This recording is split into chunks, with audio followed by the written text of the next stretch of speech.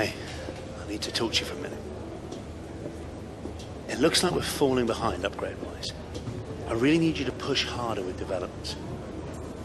Take a look at the report. I've got to get ready for a debrief.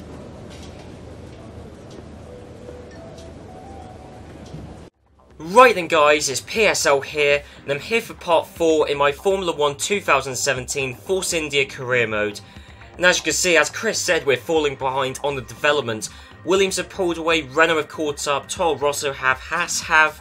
Pretty much every team has either pulled away from us or closed up on us. And that's purely because my development strategy is to not develop, to be honest. No, simply because if you go on the research and development tree, what I've been prioritising is buying the discounts. As you can see at the bottom of the aerodynamics, I've bought 2 of the 5 discounts. Each discount slot reduces the price of upgrades by 10%. And I did the maths weeks ago. Well, I say weeks ago, quite a while ago though.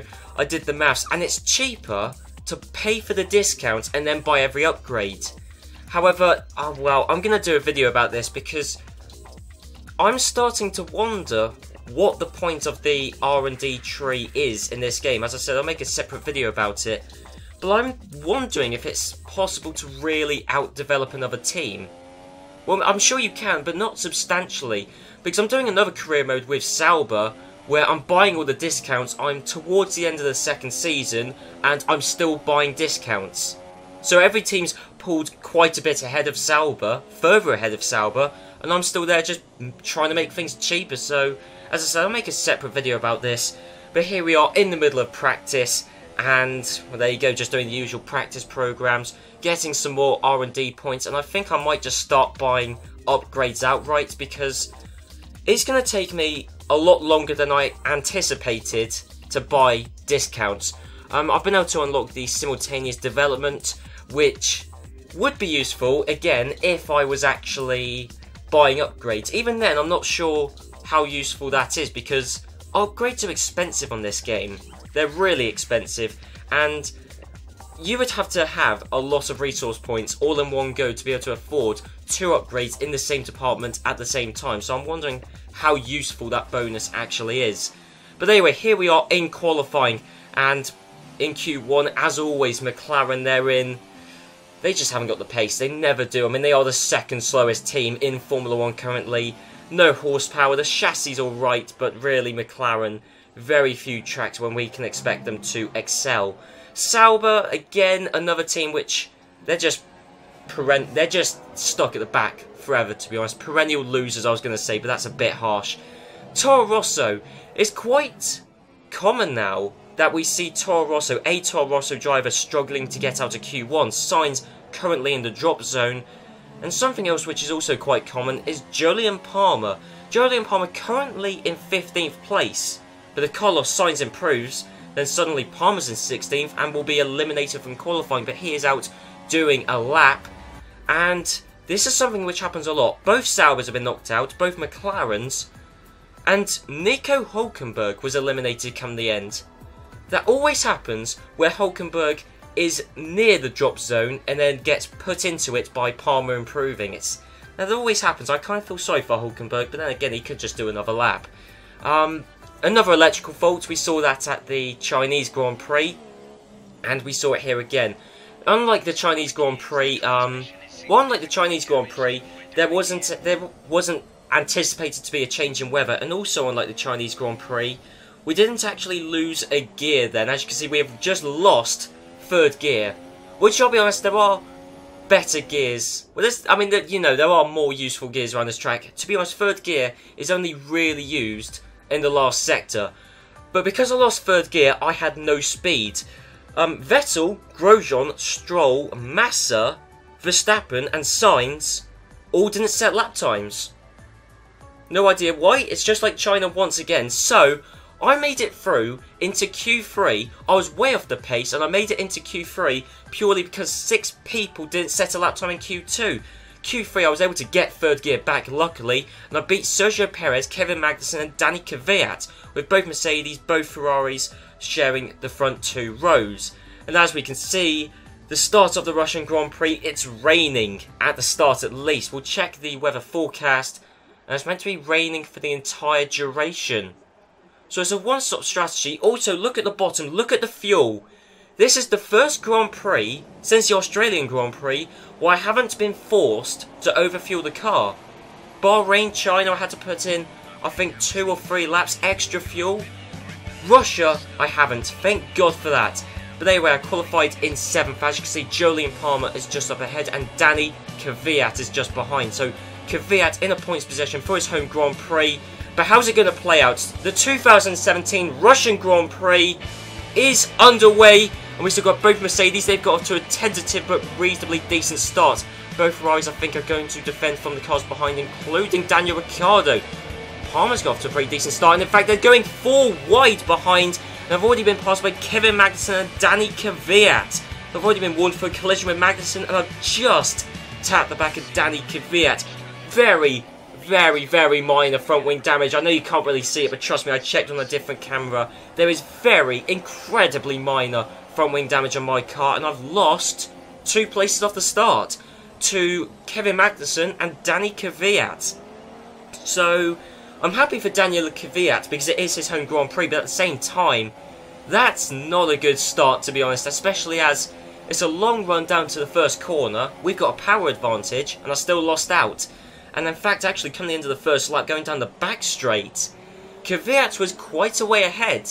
But I'm able to close up going under the bridge there, and we're right behind Kvyat. He's being held up by Magnussen, who in turn, I think, is being held up by Jolyon Palmer. And there you go. The 2 British drivers involuntarily working together. In fact, no, we're side by side with Kvyat, wheel banging there. Still side by side with him. We're coming up to the penultimate corner on the first lap of the Grand Prix, and we're going to hold it around the outside of Kvyat, but Kvyat is still there, still just about ahead, but we're going to try and see if we can hold it around the outside, and that has worked second time around, because now we can utilise the Mercedes power, and we're going to pull away from Daniel Kvyat. So there you go, that was quite a dramatic first lap. So I'm up into 8th place. We've still got Kevin Magnussen in 7th, Jolyon Palmer in 6th, and then it's Ricciardo, both Ferraris and both Mercedes, so we won't be seeing them for the rest of the Grand Prix. Replay of the race start from Magnussen's perspective, and you can just see there's me in the bright pink Force India just up ahead. Just my start wasn't all that good. Not in wet conditions, it was just not a good start. But I think Kevin Magnussen, I think he is able to find some space to the right hand side of Kvyat. That was how he was able to get past him. I'm surprised he didn't go a little bit late on the brakes. There's ample space in front, but I guess in these intermediate wet tyre conditions, pays to be a bit cautious, because or else if you go a bit too aggressive, who knows, you could find yourself steaming into the side of the race leaders, and then, well, that would be controversy. Anyway, especially if it was Mercedes, a Haas going into the side of Mercedes to benefit Ferrari, that would be, God, that would open up conspiracy theories. Anyway, what are we on? We're on the 4th lap of the Grand Prix. Kevin Magnussen is still up ahead, and we've lost 6th gear. Look at that flick in between 5th and 7th. I'm on automatic gears. That's why the game's having a bit of a fit with between 5th and 7th. But losing 6th gear, that is, yeah, that's I'd rather lose 3rd gear than 6th, because 6th is quite useful, especially in many of the straights, because it's quite a long straight line speed important circuit is Russia. 3rd gear was only really useful for the last sector. 6th gear was useful for most of the circuit. But anyway, I've been able to close up to the back of Kevin Magnussen despite the fact I don't have 6th gear, and side by side round this extremely long left-hander. In fact, even before we go round it, Magnussen, he backed out to the move and still flicking between 5th and 7th, but I'm up into 7th place. So we've got Jolyon Palmer, who's opened up a bit of a gap on Kevin Magnussen, and, well, Palmer, I mean, the gap between him and Ricciardo, there's quite a gap, let me put it that way. What are we on? We're on the 6th lap of the Grand Prix, and there's, I'd probably say, a 6-second gap between him and Ricciardo. So, P7, lap 6. And really, honestly, apart from the first lap, it wasn't that dramatic. Hang on, there is some drama. Someone's retired. The safety car is out. Daniel Ricciardo! He had 5th place wrapped up, and he's lost it. So he's retired. He was on the side of the track. Something clearly happened. So he was just going about his business. Palmer's nowhere near him, and he's nowhere near Raikkonen or Vettel. going around this extremely long left-hander, steering left and then steering right. Whoa. I think he's able to get it safely stopped, just about. That was brave. Well, I mean, that was stupid, actually. Never mind brave, that was stupid. To go around a left-hander, a long left-hander, and then steer right in wet conditions, I'm amazed he didn't spear off into the wall. If that was real life, probably would have done, but thankfully in the game, he was able to recover it. So, steering left, then steers right. He does make, I think he might make the slightest touch on the wall there, and then he pulls off to the side. I mean, I understand what he was doing. He realised he had a car issue and wanted to pull off to the side of the track. That was a dangerous, scary way to do it, to be honest. But as you can see, the race order, we still got both Mercedes, both Ferraris, Palmer, myself, Magnussen, Kvyat, Stroll, Grosjean, Perez. Not really a lot has changed. Apart from Ricciardo retiring, nothing really changed. And thankfully, that did bunch the field back up together. So, if I get an incredible race restart, I could potentially pass with Sebastian Vettel, who's currently in 4th place, but also has helped me to catch up to Jolyon Palmer. He's my main target right now. Renault versus Force India. We're not in a position to compete with Ferrari or Mercedes. They've been developing their car. Force India, we haven't. We've been standing still, unlike every other team on the grid. And the race has officially restarted, and we're getting the slipstream on Jolyon Palmer. We're getting closer and closer and closer. Still no DRS, because of course it's wet conditions, and we've just had a safety car restart. We're just about going to slide up the inside of Jolyon Palmer, heading into the, I believe that's the 2nd corner technically, around this Sochi Autodrome circuit. And there you go, I'm up into 5th place. Once again, another Grand Prix where I'm unexpectedly high up. Because in this season of F1, you wouldn't expect to finish in the top 6 unless you're driving a Red Bull, Ferrari or Mercedes. Those 3 are just leaps and bounds ahead of everyone else. 7th is really the best you can hope for, but well, with Verstappen not qualifying and getting knocked out in Q2, and then with Ricciardo retiring, suddenly it means I'm up into 5th place. 3rd temporarily, but that's only because we got to the pit stop period of the Grand Prix. Lap 14, halfway mark of the race, or just over, but of course we did have a safety car period, so, less wear on the tyres. Basically, the tyres have sustained as much wear in this stint as the next set of tyres will in the next stint, despite the fact it's a lap less. We'll get what I mean. Anyway, coming into the pits, and I should emerge, in theory, in a net 5th place, although, of course, Palmer wasn't too far behind, Magnussen and Kvyat, I don't think they were too far behind me, to be honest. And there are some people staying out, as you can see. I mean, Pascal Wehrlein is staying out. I'm down into 14th place. There are certainly some people who are taking their intermediate tyres past half distance. I don't know why you would take them past half distance, but Jolyon Palmer came in the lap before me, and he's been able to emerge ahead of me. So Jolyon Palmer, great. It took me a lot of laps to get past Jolyon Palmer, and now I've got all that work to do again. Since then, though, I have got 6th gear back. In fact, I got 6th gear back just before Ricciardo retired. So, I've got 6th gear back, so that will help, actually, to catch up to Jolyon Palmer. We've got some more people in the pits. I'm up into 9th place, but there are still more people who need to pit. I believe Kevin Magnussen is still out there. I believe for a little while, Kevin Magnussen was leading the Grand Prix because he was one of the last to come into the pits. So, coming round the final corner, and this is important, I'm right behind Palmer going round the final corner, and at the exit of the final corner, I've got a decent run, and there you go, I'm now close enough to get past Palmer, and Palmer nearly squeezed us into the wall there. That was dangerous from Jolyon Palmer. He left the tightest of gaps there. Thankfully, I was able to slip through, and there you go, got past Palmer quite easily then. But then again, I guess, to be fair, I did have all of my gears, all 8 gears that time. So I'm up into 5th place, and we'll have a look. Still both Mercedes, both Ferraris, myself, Palmer, Magnussen, Kvyat, Stroll, Verstappen, Grosjean, Perez. That is pretty much the same running order as we saw at the previous race director screen. I passed Palmer, I think Magnussen passed Kvyat, Verstappen passed a couple of people, that was it. You may have noticed in this game, if you've played it, if you've watched any videos on it, there are less overtakes in this game than there are in the previous game. It does help, I'll be honest, it does help overtaking when someone makes a mistake, such as I did then. Ran wide at that, one of the most difficult corners on this track, because it's actually, strangely for this circuit, an off-camber corner. just got a bit wide, and because it's off camera, you get dragged out. Palmer was able to get past, but thankfully he got past just before the back straight, and he was still reasonably close, so I could use slipstream, outbrake him, and there you go, retaking 5th place from Jolyon Palmer. But as I said, in this game, it's partly due to the game, partly due to the width of the cars, partly due to the lack of DRS, partly due to the slipstream effect being reduced. Overtakes, they don't happen as often, and in wet conditions they never happen. You may have noticed that, well, there's still no overtakes. I'm still ahead of Palmer, and then you've got Magnussen, who's just behind Palmer. However, a bit of a train has formed between Kvyat.